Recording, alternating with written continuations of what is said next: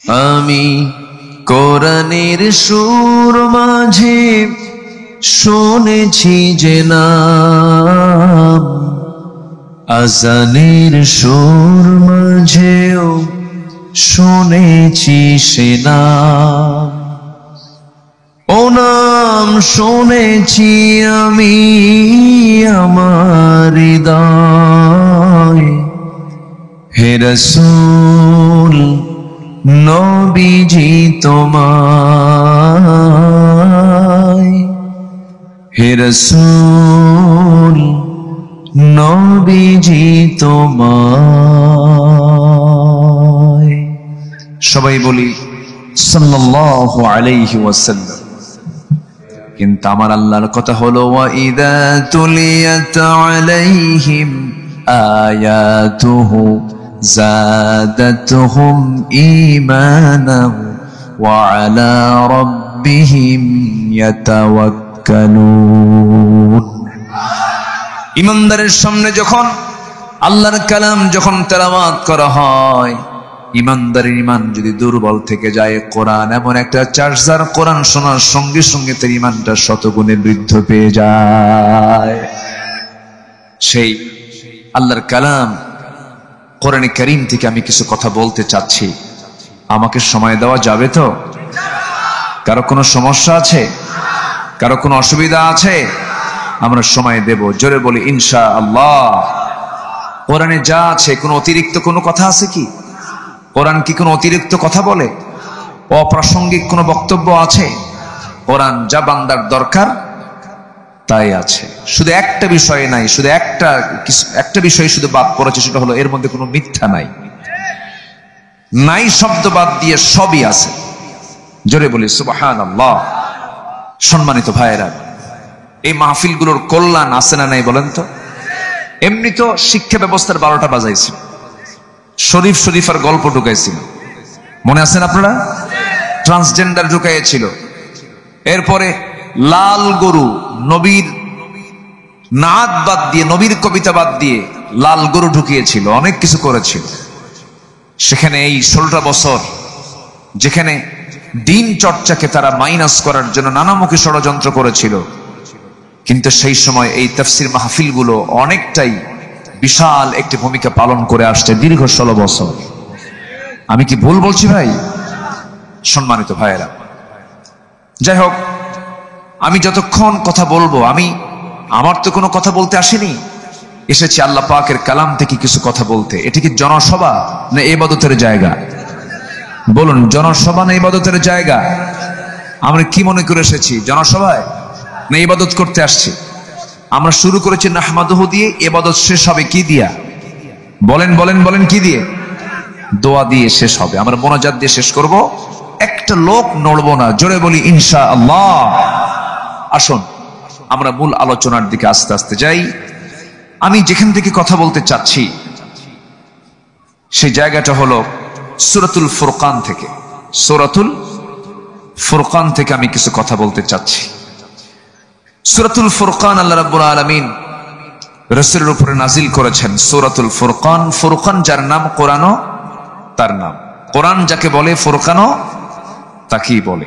আজ থেকে ১৫০০ বছর আগে আল্লাহ রাব্বুল আলামিন এই ফুরকান নামক কিতাব নাজিল করেছেন। ফুরকান যার নাম, কোরআনও তার নাম। এই সূরাটার নামকরণ করেছেন প্রথম আয়াত থেকে। আল্লাহ রাব্বুল আলামিন বলেন, তাবারাকাল্লাযী নাযালাল ফুরকানা আলা আবদিহি লিয়াকুনা লিল আলামিনা নাযীরা الذي له ملك السماوات والأرض ولم يتخذ ولدا ولم يكن له شريك في الملك وخلق كل شيء فقدره تقديرا جربون الله أكبر অতীব বরকতময় সেই মহান প্রভু, যিনি তার বান্দার উপরে ফুরকান নাজিল করেছেন, আয় কোরআন, ফুরকান আয় কোরআন নাজিল করেছেন। যেন তিনি গোটা পৃথিবীর মানুষকে এই কিতাব দিয়ে যেন সতর্ক করতে পারেন, সতর্ককারী হিসেবে তাকে পাঠানো হয়েছে। এই প্রথম আয়াত থেকেই ফুরকান নিয়ে এই সূরার নাম ফুরকান করা হয়েছে। আল্লাহ রাব্বুল আলামিন এই ফুরকান শব্দটা আরেক জায়গায় বলেছেন, রমজান কেন্দ্রিক একটা আয়াত। আমরা শাবানের 14 তারিখ পার করেছি, আজকে 15 তারিখ পার করলাম, আর সামনে আছে মাত্র 13-14 দিন। এরপরে আসতেছে কোন মাস? শাবান পার হলেই কোন মাস বলেন? শাবানের পরেই রমাদান কারীম। আমার বন্ধুগণ, আল্লাহ রাব্বুল আলামিন রমজান নিয়ে বলছেন, শাহরু রমাদানাল্লাযী উনজিলা ফীহিল কুরআনু হুদাল লিন-নাস ওয়া বায়িনাতিন মিনাল হুদা ওয়াল ফুরকান। জোরে বলুন আল্লাহু আকবার।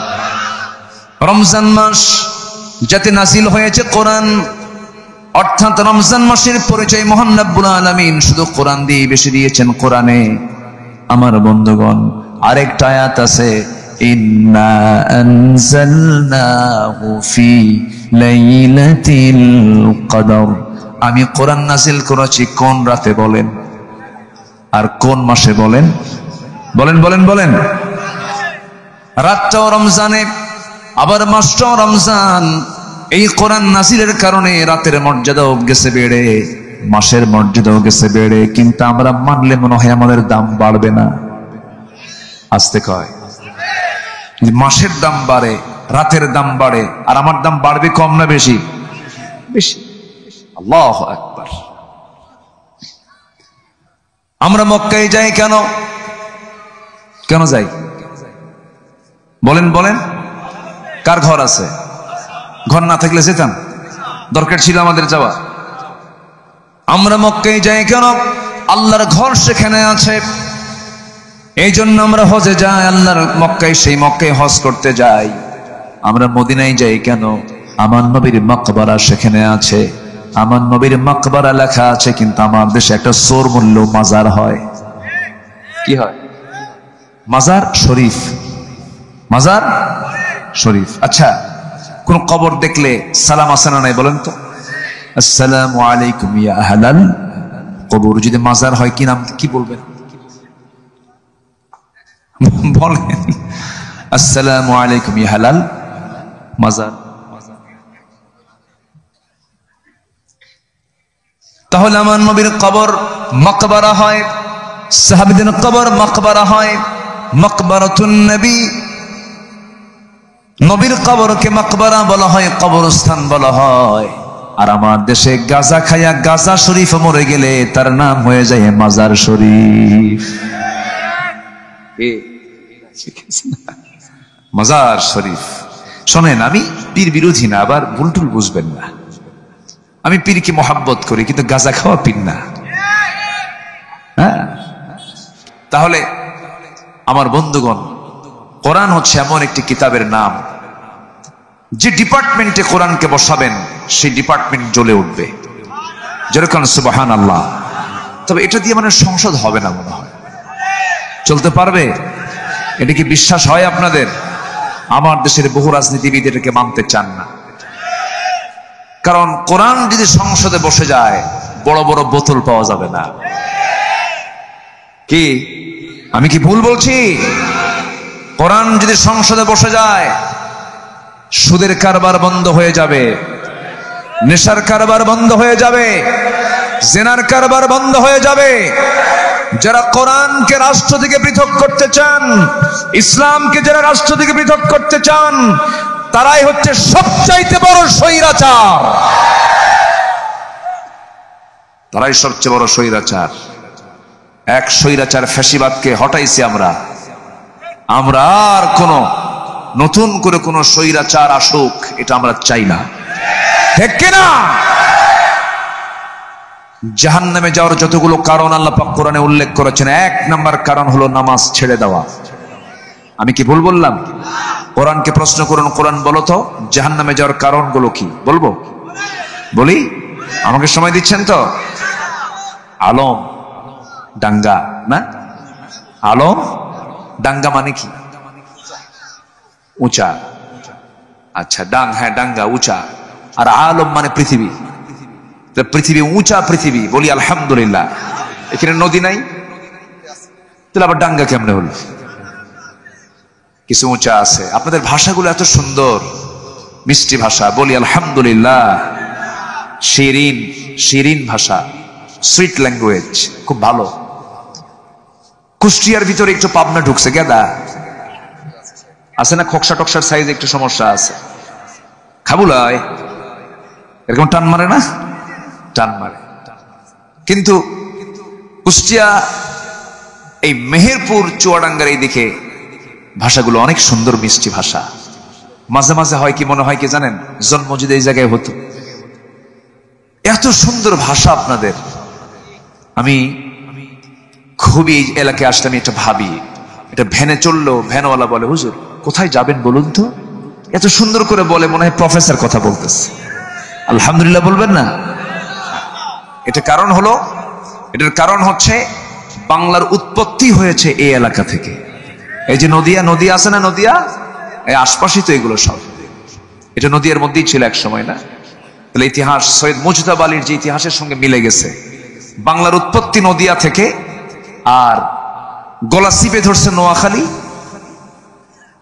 আর ইন্তেকাল হয়েছে চিটাগাং, আর কুলখানি হয়েছে সিলেট। কথা বলছেন না? ভাষা সবই সুন্দর। চিটাগাং ইঙ্গিত চাটগাইয়া ভাষা হয়ে গেছে, ওই ভাষাই কিন্তু আলাদা, একদম পুরাটাই আলাদা, আপনি বুঝবেনই না। সিলেটও আলাদা, কিন্তু একটু একটু করে আছে, অল্প অল্প করে একটু পাওয়া যায় খুঁজে। তবে বাংলা খুবই কম। বাংলা 100% আছে কোন এলাকায়? আবার কুষ্টিয়া কয়। আপনার জেলার নাম নাই? বলি আলহামদুলিল্লাহ। খুব সুন্দর, বলি আলহামদুলিল্লাহ। ফ্রেশ ভাষা, ফ্রেশ মানুষও হতে হবে ফ্রেশ। জোরে বলি ইনশাআল্লাহ। কোনো ভেজাল থাকা যাবে?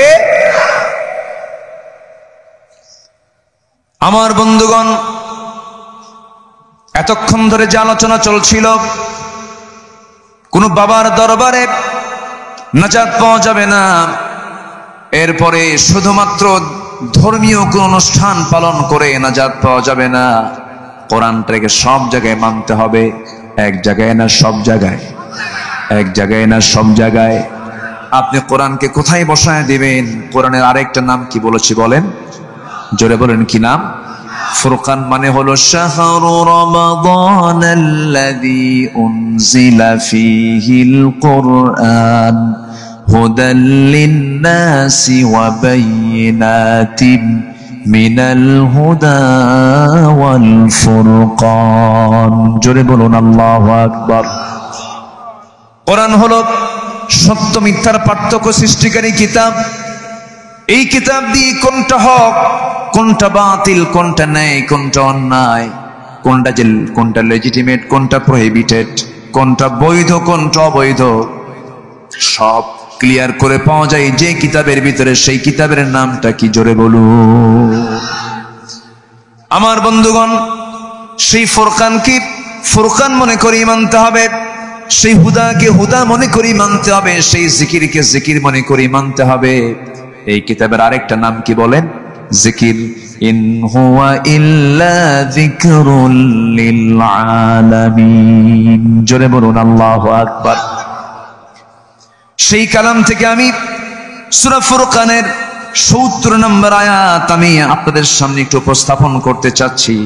আল্লাহ রাব্বুল আলামিন বান্দাকে জাহান্নামের কথা বলেছেন আগের আয়াতে, এরপরে বলছেন না তোমাদেরকে জাহান্নাম দেব না, তবে তোমরা যদি মোটামুটি 3টা কাজ করো। আজকে আমরা শিখে যাব 3টা কাজ। কয়টা কাজ বলেন? 3টা কাজ আজকে আমরা শিখে যাব। জোরে বলি ইনশাআল্লাহ। এই 3টা কাজের ফলাফল হলো, আল্লাহ নিজে বলছেন, ইউবাদদিলুল্লাহু সাইয়্যাতিহিম হাসানাত ওয়া কানাল্লাহু গফুরুর রহিমা। জোরে বলুন আল্লাহু আকবার। এই 3টা কাজের ফলাফল হলো, বান্দা তোমার জীবনে অর্জিত যত গুনাহগুলো করেছো, সেই গুনাহগুলোকে আমি আল্লাহ রাব্বুল আলামিন পাল্টায়া দিয়া গুনাহগুলোকে সওয়াব বানায় আমি তোমাকে সুন্দর জান্নাত দিয়ে দেব। জোরে বলে সুবহানাল্লাহ। কত বড় অফার এটা, কত বড় প্রস্তাব আমার আল্লাহ আমাকে আপনাকে দিয়েছেন। ওটা নিয়ে কে ঘরে, কে ওটা কি বাদাম? ও ডিস্টার্ব হয়ে যায়, আবার ওনার ব্যবসা নষ্ট হয়ে যাবে। থাক, দরকার নাই।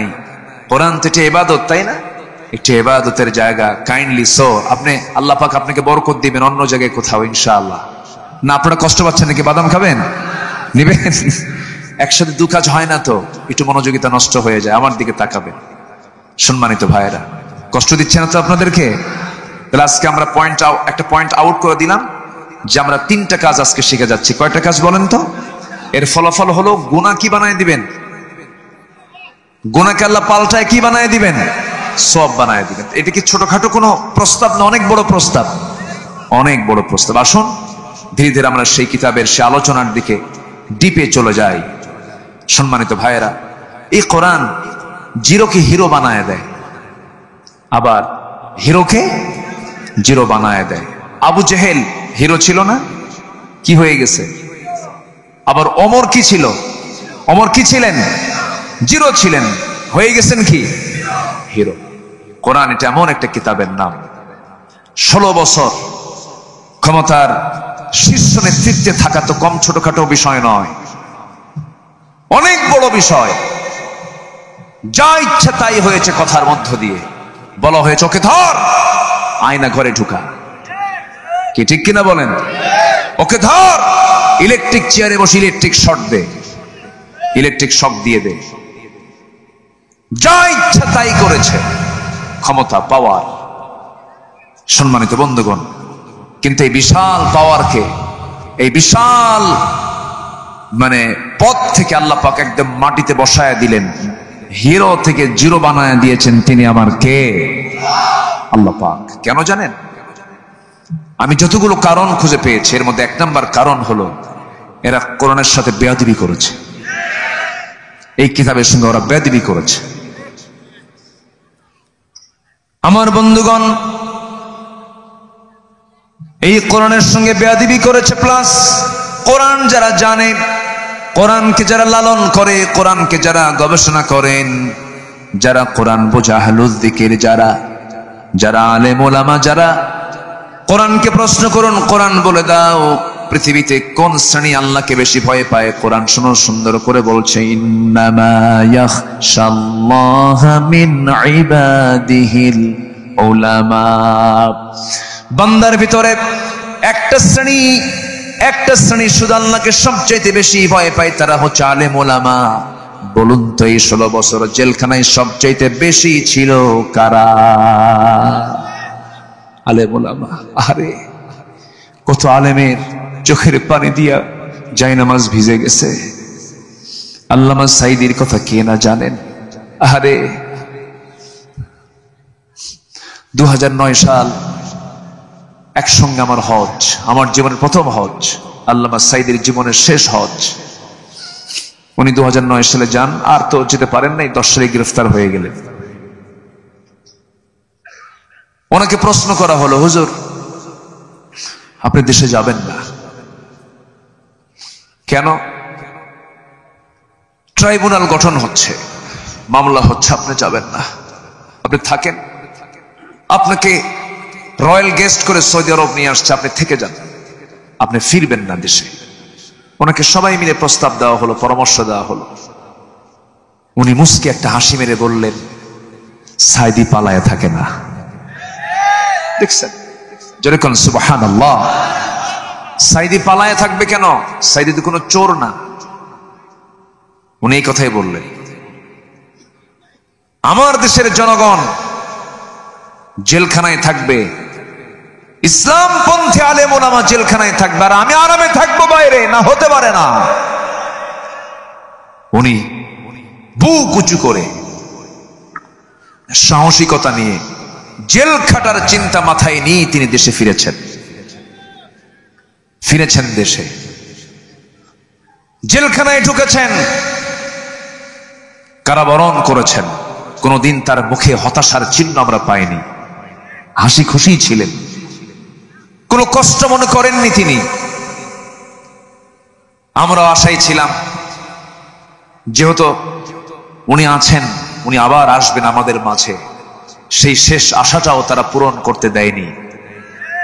5 অগস্ট আসার প্রায় 1 বছর আগে, এই 7-8 দিন আগে, 1 বছর মানে 1 বছরের 7-8 দিন কম, 13ই আগস্ট 2023 সালে কাশিমপুর কারাগার থেকে চিকিৎসার নাম করে সেখান থেকে তাকে ধরে এনে হসপিটালে ভর্তি করে চিকিৎসার নামে মাস্টার প্ল্যান করে হিন্দুস্তানের প্রেসক্রিপশনে তাকে বিষ প্রয়োগ করে পয়জনিং করে তাকে হত্যা করা হয়েছে। তাফসীর মাহফিলের তার সাজানো এই প্ল্যাটফর্ম থেকে, তার এই গড়ে তোলা এই সমস্ত তাফসীর ময়দান থেকে আমরা সুস্পষ্ট ভাষায় জানান দিতে চাই, আল্লামা সাঈদীর খুনের সাথে যারাই জড়িত, সকল খুনের বিচারের আগে কিংবদন্তি আল্লামা শহীদ দেলোয়ার হোসেন সাঈদীর হত্যাকারী যারা, তাদেরকে চূড়ান্ত শাস্তি নিশ্চিত করা হোক। এ মতের পক্ষে রাজি আছেন কারা কারা?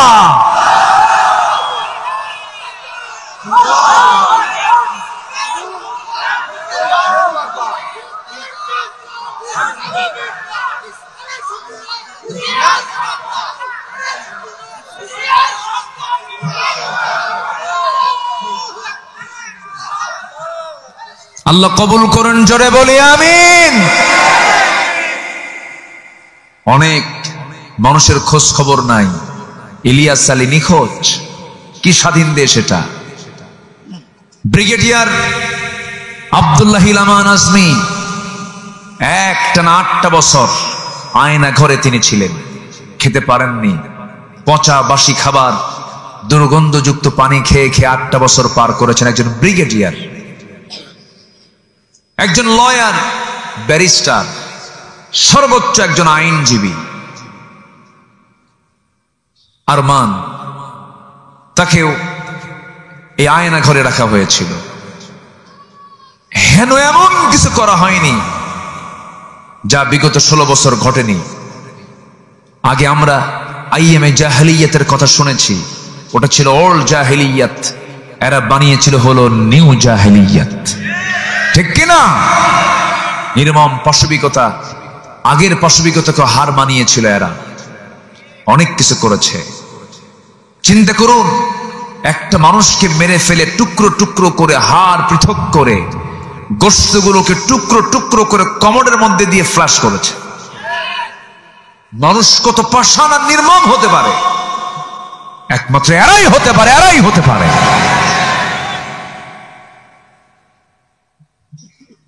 সম্মানিত ভাইয়েরা, যদি কেউ মানুষের তৈরি করা দল করেই থাকেন, আমি এসেছি আপনাদের এলাকায়, আমি আপনার শত্রু হয়ে আসেনি। কোরআনকে সামনে রেখে বলতে চাই, মানুষের তৈরি করা কোনো দল করবেন না। দল করবেন কার? আসতে বলবেন না কার? আপনি কি জানেন আপনার ওই দল করার কারণে আপনাকে জাহান্নাম যেতে হবে? ওই দল, ওই নেতা যেদিকে যাবে আপনি সেদিকে চলে যাবেন। খুব সাবধান, বি কেয়ারফুল। আপনার কিন্তু কেউ নাই, কে ছাড়া? আসতে বলবেন না কে ছাড়া? ভাবতেছেন বউ আছে, ভাবতেছেন বাপ মা আছে, ভাবতেছেন ছেলে মেয়ে আছে, সব ধোকা। সব কি ধোকা? সব ধোকা। শুধু আমরা ক্ষণিকের জন্য আমরা অস্থির হই। কে বলেছে আমার আপন? বলেন, আমার কেউ আপন নাই, পৃথিবীতে আমার কেউ আপন না। এখনই মরে যাবেন। যে ছেলেটার জন্য আপনি হারামকে হালাল বানায়া সুদের কারবার করে করে অবৈধ ইনকাম করলেন, কিন্তু আপনি এখনই মরে যান, সন্তান কিছুক্ষণ কাঁদবে, সন্তানটা আপনার জানাজার জন্য অস্থির হয়ে যাবে, বেশিক্ষণ দেরি করবে না, লাশ পচে যাবে, ফুলে যাবে, তাড়াহুড়ো করে একদিন পার হতে দেবে না, কবর খনন করে কবরে রেখে আসবে, বউটা কাঁদবে, কিন্তু কতদিন কাঁদবে, সন্তান কতদিন মনে করবে? 2 মাস, 3 মাস, 4 মাস, 6 মাস, যে বউটার জন্য আপনি এত পাগল ছিলেন, সেই বউটা আপনি কম বয়সে মারা গেলেন, বউটা বিধবা হয়ে যাবে, শ্বশুর বাড়ির লোকজন ধরে নিয়ে চলে যাবে, বাচ্চা একটা এতিম হয়ে যাবে। কিন্তু আপনার সেই সুন্দরী বউ, যে বউকে আপনি দারুণ ভালোবেসেছেন, লাভ তো হলো না। 6 মাস পর ওই বাপ মা, তার বাপ মা অন্যত্র বিয়ে দেবে, নতুন স্বামী পেয়ে যাবে। নতুন স্বামী পেয়ে সেই আপনার সুন্দরী বউটা তার আব্বা আম্মাকে জানায় দেবে, আব্বা আম্মা তোমরা আমার ব্যাপারে যে সিদ্ধান্ত নিয়েছো, পরবর্তী বিবাহ দেওয়ার যে সিদ্ধান্ত নিয়েছিলে, ভালো সিদ্ধান্ত ছিল, কারণ আগের স্বামীর চাইতে এই স্বামী আমার আরো ভালো। কেউ নাই ভাই, কেউ নাই দুনিয়ায়, কেউ সব ভুয়া, কেউ আমার আপন বলতে কেউ নাই। শুধু আমার আপনজন যদি আপনি কেউ খুঁজতে চান, আমার আপনার আপনজন তিনি একজনই, যিনি আরশে আজিমের মালিক, তিনি আমার কে? আল্লাহ আমার রব, এই রবি আমার সব। বলুন আল্লাহ আমার রব, এই রবি আমার সব। দমে দমে তনু মনে তারি অনুভব। আল্লাহ আমার রব, এই রবি আমার সব। আল্লাহ ছাড়া কোন উপায় আছে? আমার জান কার হাতে? সর্বক্ষণ আমার সাথে কে আছেন? কে কে কে কে? আল্লাহ। অতএব আল্লাহকে নিয়ে আমরা থাকতে চাই। জোরে বলি ইনশাআল্লাহ। সব পর হয়ে যাক, আফসোস নাই, কিন্তু আমার আল্লাহকে কখনো পর করা যাবে না। আমার বন্ধুগণ, আল্লাহ 3টা কাজ করতে বলছেন। বান্দা তুমি 3টা কাজ করো, আমি তোমার গুনাহগুলোকে সাইয়্যাতকে হাসানাত বানায় দেব। নাম্বার 1 হলো তুমি ফিরে আসো। তুমি কি করো? ফিরে আসো। যা দল করছো, আকাম কুকাম, ওগুলো বাদ দাও। আগেগুলো বাদ দাও। অনেকে আছে নামাজও পড়ে, মদও খায়, এরকম আছে না? বলেন তো, নামাজও পড়ে, সুদও খায়।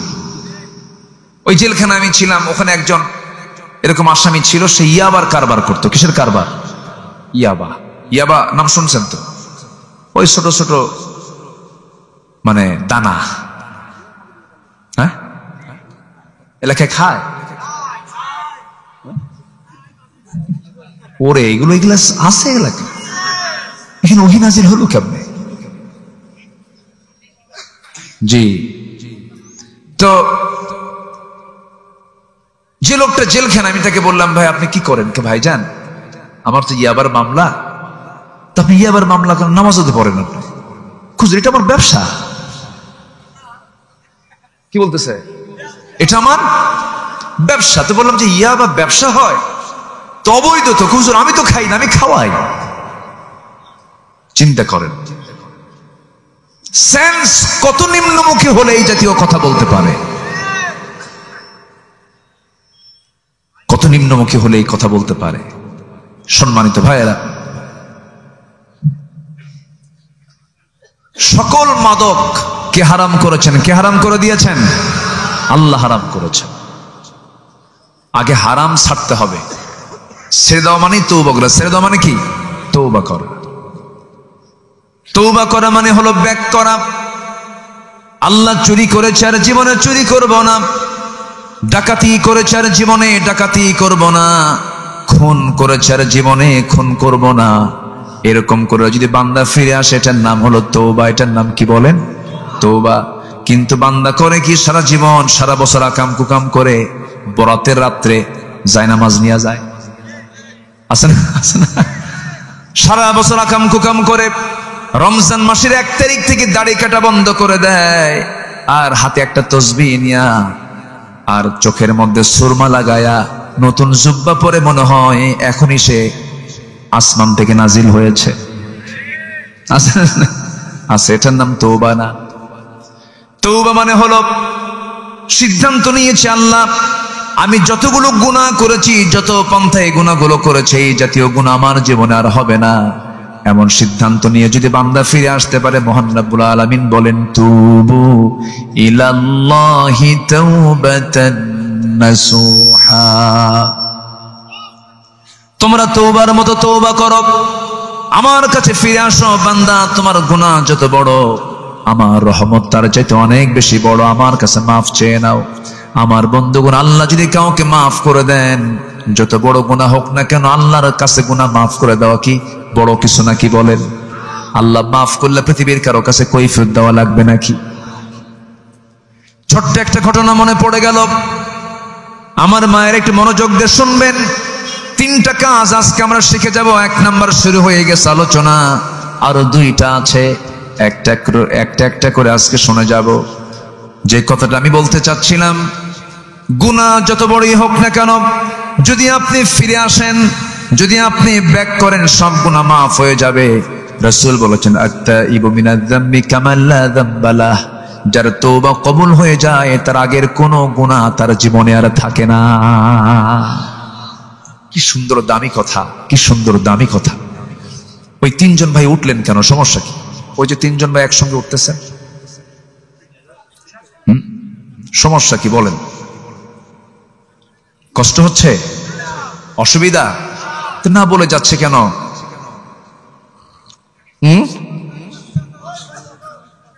ও রাত হয়েছে অনেক বেশি, আমি কিন্তু শেষ করে দেব, চালাবো, আলোচনা চালাবো। তাহলে উঠতেছে কেন? এই কিসের 1 নাম্বার তোমার? ইয়াং ছেলে পেলে 1 নাম্বার।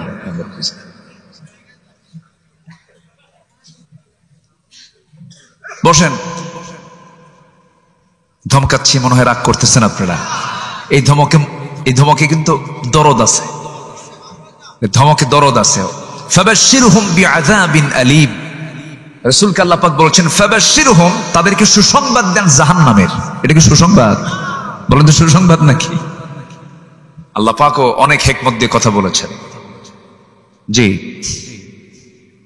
আমার নবীজির সময় লোকগুলো তো খুব কঠিন ছিল। রাসূল যে সময় জন্ম নিয়েছেন সেই সময় লোকগুলো এত খারাপ, উলঙ্গ হয়ে আল্লাহর ঘর তওয়াফ করত।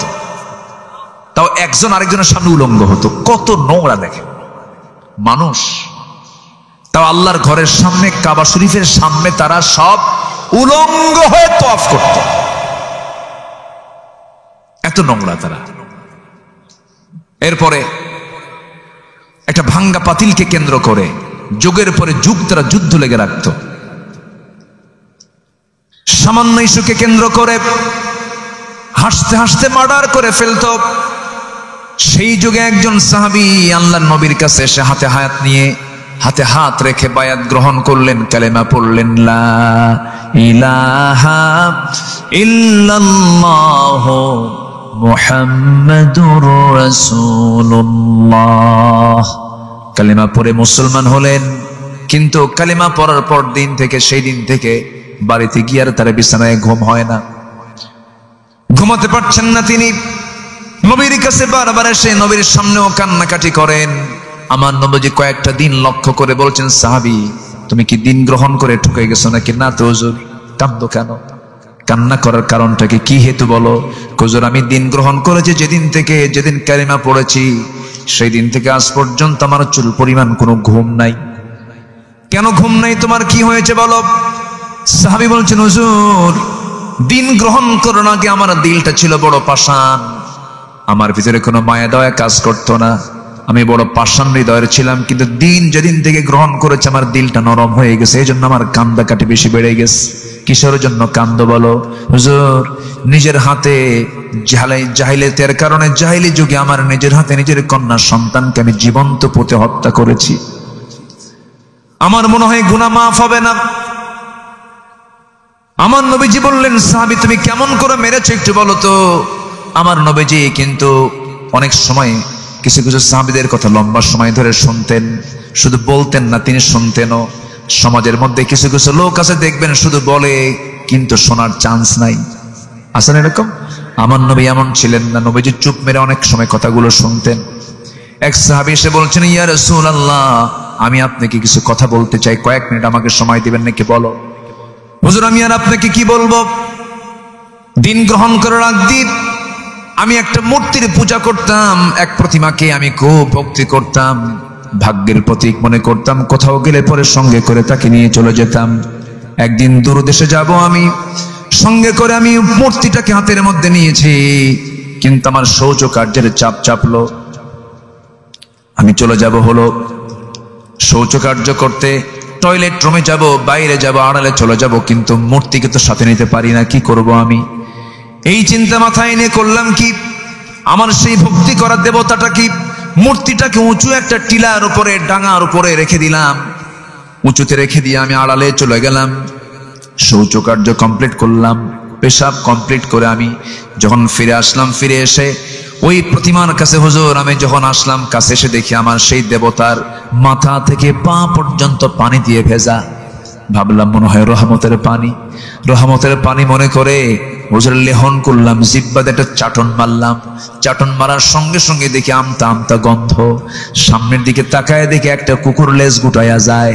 নবজি মুসকি মুসকি হাসি মিলে বললেন, ভালোবাস শুরু করছো, ভালোবাস শুরু করেছো, এরপরে কি হলো বলো?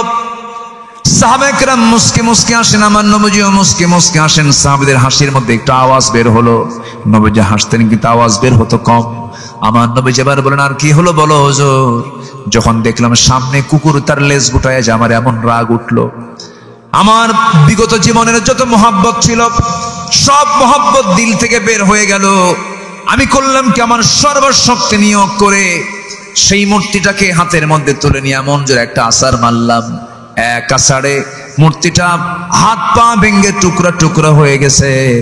সেই দুর্বল মূর্তিকে, দুর্বল রবকে সব টুকরো টুকরো করে আমি আপনার সামনে, আমি এমন রবের সমাধান পেয়েছি যে রবটা হচ্ছেন আকাশের রব, জমিনের রব, মহান রব্বুল আলামিন। জোরে বলি সুবহানাল্লাহ। আমার নবীজি বললেন, ও সাহাবী তোমার কি হয়েছে বলো? হুজুর বিয়ে করেছিলাম, সন্তান পেটে চলে আসছে, বয়ের 7 মাস, খেতে পারে না, চলতে পারে না। বললাম তোমার মায়ের বাড়ি যাও, ছেলের সন্তান হলে পরে তুলে নিয়ে চলে আসবে, মেয়ের সন্তান হলে আমাকে বলারই দরকার নাই, জীবন্ত পুঁতে হত্যা করবে বলে দিলাম। ওই সমাজে নারীর কোনো মূল্য ছিল না। রাসূল সেই সমাজেই বলে ফেললেন, যার ঘরে 3টা মেয়ে তার জন্য 3টা পৃথক জান্নাত। জোরে বলি সুবহানাল্লাহ। আমার নবীজি বলে দিলেন, আমার নবীজি বললেন, সাহাবী এরপরে কি হলো বলো? এরপরে তিনি বলছেন, সেই সাহাবী বলছেন, হুজুর বউটাকে পাঠায় দিলাম, সন্তান ডেলিভারি হয়েছে, মেয়ে কিন্তু আমাকে বলল সন্তান মৃত হয়েছে। কিচ্ছু বললাম না আমি। এইভাবেই 5-6 বছর চলে গেল হুজুর। হঠাৎ করে আমি একদিন চলতে নিয়ে দেখি আমার সামনে মেয়েটা ধরা পড়ে গেছে। আমার মতো চোখ, আমার মতো চোখের ভ্রু, আমার মতো কপাল, আমার মতো হাতের নখ, পায়ের নখ, আমার মতোই চেহারা। সন্দেহ লাগলো, মেয়েটাকে চট করে ধরলাম, মেয়েটাকে প্রশ্ন করলাম, বাবার নাম বলতে পারে না। আমি সোজা চলে আসলাম বউয়ের কাছে, বললাম, বউ আমার সত্যি করে বলো তো এই মেয়েটা কার মেয়ে? সঙ্গে সঙ্গে আমার বউটা কেঁদে কেঁদে বলছে, আমার স্বামী কতক্ষণ গোপন করবে, এটা তো আমাদের সেই ওরসজাত সন্তান। আমি কিচ্ছু বললাম না, ঠান্ডা মাথার খনি বনে গেলাম। আর মনে মনে চিন্তা করলাম, এত বড় অপমান কেমনে সহ্য করবে, কে মারবো কেমনে? মারার পরিকল্পনা হাতে নিয়ে বউটাকে বললাম, বউ তুমি তোমার মেয়েটাকে সুন্দর করে সাজিয়ে দাও, গুছিয়ে দাও। এর মধ্যে হুজুর আমি আমার মেয়েটাকে বশ করে নিলাম, কোলের মধ্যে আদর করলাম, স্নেহ দিলাম। মেয়েটা বলছে, বাবা তুমি আমার এত সুন্দর, বাবা আমার মা তোমার ব্যাপারে খুব কঠিন কথা বলেছেন, কিন্তু তুমি তো সহজ বাবা, কত সুন্দর, আমাকে মায়া করো, আমাকে মহাব্বত করো। হুজুর মেয়েটা আমাকে চুমা খাই বারবার, আমার সঙ্গে রাতের বেলা থাকলো, একসঙ্গে থাকলাম। ছোট্ট মেয়ে আমার, সকালবেলা বললাম, মা চলো তোমাকে নানির বাড়িতে নিয়ে যাব। মেয়েটা অস্থির হয়ে গেছে নানির বাড়ি যাওয়ার জন্য। আমার বউ তাকে সাজিয়ে দিল, গুছিয়ে দিল। নানির বাড়ির কথা বলে রওনা করলাম। নানির বাড়ির দিকে রওনা না হয়ে জঙ্গলের দিকে রওনা দিলাম। মেয়েটার ছোট্ট মুখটা আরো ছোট হয়ে গেছে। মেয়েটা বলছে, বাবা এই দিক না গিয়ে তুমি জঙ্গলে কেন যাও? কিচ্ছু বললাম না। জঙ্গলটা পার হয়ে গেলাম। জঙ্গল পার হওয়ার পরে দুপুরবেলা কোদালটা হাতের মধ্যে নিয়ে হুজুর আমি কোদাল দিয়ে গর্ত খনন করছিলাম। মেয়েটা বারবার বলে, বাবা তুমি কি নানির বাড়ি যাবে না? গর্ত খনন কেন করো? তুমি কি জন্য করছো বাবা বলো তো? আমি কিচ্ছু বললাম না। আমি সেই সময় গর্ত খনন করছিলাম, প্রচন্ড গরম, শরীর থেকে ঘাম ঝরে। মেয়েটা গামছা দিয়ে সেই ঘামগুলো মুছে মুছে দেয়। আমার মেয়েটাকে আমি যখন গর্ত খনন করছিলাম, এমন সময় সিটকি সিদ্ধারির ভিতরে মাটি ঢুকে পড়ে। মেয়েটা তার 5 আঙ্গুল দিয়া সুন্দর করে খিলাল করে করে মাটিগুলো সাফ করে দেয়। বলে, বাবা নানির বাড়ি কখন যাবে, তুমি কি যাবে না বাবা বলো। কপালে চুমু খায়, গালে চুমু খায়, বুকের মধ্যে এসে জড়ে ধরে, এরকম করে বারবার আমাকে অনুনয় বিনয় করলো। গর্ত খনন শেষ হয়ে গেল আমার, আমি পিছন দিকে চলে এলাম। মা মেয়েটাকে বললাম, মা দেখো তো গর্ত খনন কেমন হয়েছে। আমার মেয়েটা একটা মুচকি হাসি মারলো। হুজুর, সেই মুচকি হাসি আমি আর ভুলতে পারছি না। আমার মেয়েটা মুচকি হাসি মেরে নিজে আগায় গেল, গর্তের কাছে গিয়ে একটু উঁকি মেরে যখন দেখতে লাগলো, আমি পিছন দিকে চলে আসলাম চক্ষু বন্ধ করে। এমন পাষাণ বাপ হুজুর, হৃদয়হীন বাপ আমি। এমন জোরে সজোরে আঘাত করলাম, ধাক্কা মারলাম পিছন থেকে। এক ধাক্কায় বাচ্চাটা গর্তের মধ্যে উপর হয়ে পড়ে গেল, আবার চিত হয়ে হাত দুইটা এক জায়গায় করে বলছে, বাবা বুঝতে পেরেছি আমার মার কথাই সত্য হয়ে গেছে, তুমি আমাকে এখানে মেরে ফেলার জন্য নিয়ে আসছো। বাবা বুঝতে পেরেছি আমার দোষ কোথায়, বাবা প্রয়োজনে ভিক্ষা করে খাবো। আজকে তোমার কাছে করজোরে মিনতি জানাই, একটা বারের জন্য তুমি আমাকে প্রাণে বাঁচাইয়া দাও। আমি কোনোদিন তোমার সামনে এই চেহারা দেখাবো না। বারবার আমাকে বারবার বাঁচার জন্য আকুতি করলো, কিন্তু দিল নরম হলো না। হাতের মধ্যে পাথর নিলাম, পাথর নিয়ে আমার মেয়েটার কলিজা বরাবর বুক বরাবর যখন মেরে দিলাম, ফিঙ্কি দিয়ে রক্ত পড়া শুরু হয়ে গেল। চোখের সামনে আমি আমার নিজের মেয়েকে আমি নিজে বাপ হয়ে পাথর চাপা দিয়া, মাটি চাপা দিয়া, বালু চাপা দিয়া জনমের মতো বিদায় করে দিলাম। আমার নবজি দীর্ঘ কথাগুলো শুনছিলেন। নবজির সামনে হাঁটু গেড়ে দিয়ে সেই সাহাবী বলছিলেন, নবজির চোখের কোনা বেয়ে বেয়ে পানি পড়ছিল। কেঁদে কেঁদে সাহাবীকে জড়িয়ে ধরে বলছেন, সাহাবী রে, তুই যে এত বড় গুনাহ করেছিস, এত পাষাণ যে মানুষ হয়েছে আমি আমার আগে জানা ছিল না। তবে এই কথাও সত্য, দিন গ্রহণ করার কারণে আল্লাহ পাক তোর এই গুনাহ তোর জীবন থেকে সাফ করে দিয়েছে। জোরে বলি সুবহানাল্লাহ, আরো জোরে বলি সুবহানাল্লাহ।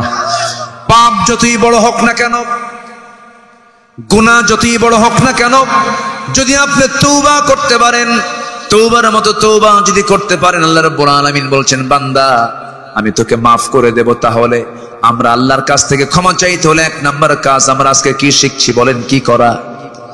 আসতে বলবেন না, কি করা? আজ থেকে 14 দিন পর কি মাস আসে বলেন? বলেন কি মাস আসতেছে বলেন? রমজান মাস। কিসের মাস বলেন? আমার দেশে জ্যৈষ্ঠী মাসে কি হয় বলেন? জ্যৈষ্ঠী মাসে জামাই দাওয়াত কম হয় না বেশি হয়? দাওয়াত দেয় না এলাকার মানুষ? না, লক্ষণ তো খুব খারাপ দেখতেছে। রসালো মাস কোনটা? রসালো মাস কোনটা? রসের মাস কোনটা বলেন? হ্যাঁ, রসালো মানে কি? ফল ফল ফল দিয়ে ভরা।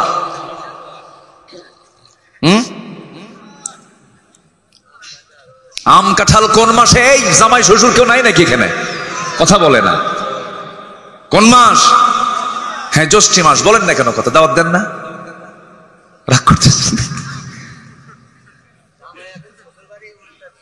ও জামাই এখন শ্বশুর বাড়ি উল্টে নিয়ে আসে, বউ সহ। আমার বন্ধুগণ, যেমন ফলের একটা মৌসুম আছে, তেমনি একটা ইবাদতের মৌসুম আছে, যে মৌসুম ইবাদত করলে পরে আল্লাহ রাব্বুল আলামিন ডাবল ডাবল সওয়াব দিয়ে দেন। সেই মৌসুমের নাম কোন মাস বলেন? বলেন কোন মাস বলেন? রমজান মাস। এই রমজান মাসকে আমরা কাজে লাগাবো বেশি করে বিড়ি খায়া। হ্যাঁ, কষ্ট হচ্ছে, বয়স তো যে পা লেগে গেছে। আমি আপনাদেরকে মনে কষ্ট দিয়ে ফেলতেছি। এত সুন্দর মানুষ হয়, একটা লোক কিন্তু ওঠে না। এই রাশেদ ভাই কই? কেউ তো যায় না বাড়ি। কি সুন্দর বসে আছেন, বলি আলহামদুলিল্লাহ। জীবন, আমার 3টা কাজ আজকে আমরা শিখে যাব। সম্মানিত ভাইয়েরা, রমজান সামনে পাবো, এনিওয়ে আল্লাহকে বলবো, আল্লাহ এই রমজান আমার জীবনের শেষ রমজান হতে পারে, তুমি আমাকে মাফ করে দাও। কি সিদ্ধান্ত নেওয়া যাবে? কি বিড়ি খাবো? আস্তে কর, জোরে কন, আরো জোরে কন। বিড়ি খাওয়া যাবে? এই দেশের মানুষ ভাত বেশি খায় না বিড়ি বেশি খায়? বিড়ি বেশি। কুষ্টিয়ার কি বিড়ি? হ্যাঁ, ডারবি। নাসির, এই যে নাসির, এই যে ছোট বাচ্চা ভাই, তুমি খবর পাইলে কই? 10 বছর বয়স কিন্তু। হ্যাঁ, এত বিড়ি জাতি খায়। আমার রংপুর হারাগাছ মাহফিল ছিল, রংপুর হারাগাছ। তো কমিটি আমাকে দাওয়াত দিয়ে নিয়ে গেল, আমি গেলাম, বেশ কয়েক বছর আগের কথা। আমি আলোচনা শেষও করেছি, আমি খেয়াল করিনি যে কারা আমাকে দাওয়াত দিয়েছে। দোয়ার আগ দিয়ে একজন এসে বলতেছে, হুজুর একটু দোয়া করতে হবে, কি আমাদের বিড়ি ফ্যাক্টরি তো, একটু দোয়া করে দেন। কি কথা কি বুঝতেছেন আপনারা? তা আমি বিশাল চিন্তায় পড়লাম, আমি যদি বিড়ির জন্য দোয়া করি জীবনে তার বিড়ির বিরুদ্ধে ওয়াজ করতে পারবো না। তো পরে উনি আমাকে কানে কানে বলতেছেন, আমি ওনাকে কানে কানে বললাম, সরি এই দোয়া বাদ। কি কথা কি বুঝলেন? এই দোয়া আমি করতে পারবো। কি বিড়ি খায় মানুষ, সারাদিন রোজা রাখে, কোনো টেনশন নাই, বিড়ি কোনো খাওয়া খাওয়া নেই। সন্ধ্যা ইফতার করার পরে দোকানদারকে বলে, শোন 2 বার খাই নাই, একসাথে 3 বিড়ি খাবে। মানে সারাদিন খায় নাই, ওটা সহ কাজা তোলে, আছে না নাই? কেন? যে রোজা আপনাকে নেশা থেকে বাঁচায় না, এটিকে রোজা হলো? বলেন রোজা হলো? কেমনে রোজা হলো? আবার মাহফিল এসে প্রশ্ন করে, হুজুর ফতুয়া জিজ্ঞাসা করে, হুজুর বিড়ি খাওয়া কি জায়েজ আছে? মানে উনি জায়েজের চেষ্টায় আছেন। বিড়ি খাওয়া কি জায়েজ মনে হয় আপনাদের কাছে? বলেন তো, আসতে বলবেন না, আরো জোরে বলেন, আরো জোরে বলেন। হ্যাঁ, বিড়ি খাওয়া জায়েজ নয়, মারাত্মক গুনাহ, এটা মারাত্মক গুনাহ। খালি ছোটখাটো গুনাহ বলবো না আমি, শোনেন আমি বলে দেই। আপনি পান খান, থামেন না, আপনি পান খান, পানের রস খান, পানের রস আপনার হজমের জন্য খুব ভালো। আমি আমার দাদার মুখের পান, চিবানো পান আমি খাইছি। বুড়া মানুষের ঠোঁটটা যদি লালই না হয় তাহলে বুড়া হলো কেমন? ঠিক আছে না? না খাওয়াই উত্তম, খান। এদেশের মানুষ পানটা খায়, পানের রস তো, পান খান। কিন্তু পানের সাথে আবার হাকিমপুরী রহমতুল্লাহ আলাইহি কেন? হ্যাঁ, এখানে প্রশ্ন আছে, এখানে প্রশ্ন আছে না নাই? কেউ ডাইরেক্ট মারে, কেউ আগুন দিয়া মারে, কিন্তু গাছ কি 2টা না 1টা?